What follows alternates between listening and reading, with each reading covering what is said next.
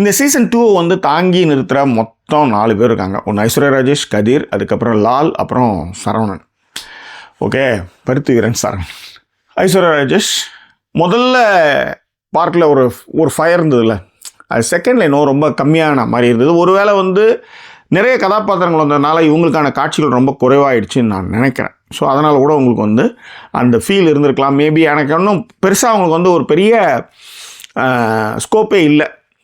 But அந்த குற்ற உணர்வோடு வாழறது ரொம்ப கஷ்டம் அப்படின்னு அந்த சொல்கிற இடம் இருக்குல்ல, அந்த இடத்துல ஐஸ்வர்யா வந்து நல்லாவே பண்ணியிருந்தாங்க. இன்னும் கொஞ்சம் நிறைய இடங்களில் கொஞ்சம் மெனக்கலாம். இல்லை இது வந்து எப்படின்னா, சரி இந்த சீரீஸை கொஞ்சம் முடிச்சு விட்டு போகலான்ற மாதிரி நிறைய இடத்துல வந்து ஐஸ்வர்யாவுடைய ஃபேஸ் ரியாக்ஷன்ஸு கொஞ்சம் சில விஷயங்கள்லாம் அப்படி தான் இருந்தது. கதிர் அவர் தான் வந்து சக்கரைன்ற கேரக்டரில் நடிச்சிருக்காரு. அவர் தான் வந்து இந்த கொலைக்கான இன்வெஸ்டிகேஷன் ஆஃபீஸர், ஐஓ. ஸோ அப்படி இருக்கும்பொழுது அதே ஊரில் இருக்கக்கூடிய சரவணனுக்கும் இவருக்கும் வந்து ஒரு கிளாஷ் இருக்குது. அந்த கிளாஷ் வந்து ரொம்ப நல்லாவே பண்ணியிருந்தாங்க. நிறைய இடத்துல அவர் வந்து சிறப்பாகவே நடிச்சிருந்தார். கதிர் ரொம்ப நல்லா பண்ணியிருந்தார். ஸோ அடுத்ததாக வந்து சரவணன் எல்லாத்தையும் விட இங்கே இருக்கிற ஆளுங்க அப்படின்ற மாதிரி அந்த டான்ஸ் ஆடுற குரூப்பை வந்து இன்வெஸ்டிகேட் பண்ணி போகிற இடமா இருக்கட்டும்,